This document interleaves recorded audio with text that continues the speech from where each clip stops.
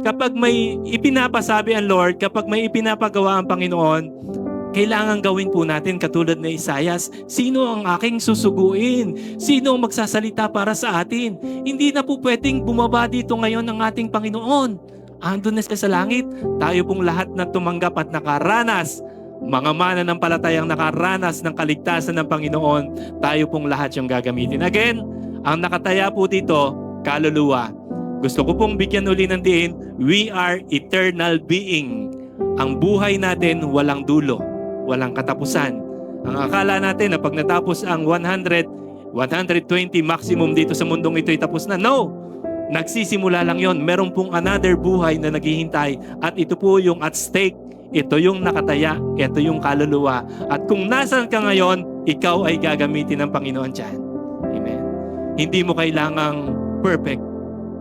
Hindi mo kailangang sobrang daming alam. Ay si Isaias nga, sabi niya, kawawa ako, makasalanan ako. Pero nung tinanong, hindi siya nag-compute. Sino ang aking ipapadala? Sabi niya, ako po ang isugo nyo. Without hesitation, without thinking na kung saan pupunta. Pero ang sabi niya, ako ang ipadala mo.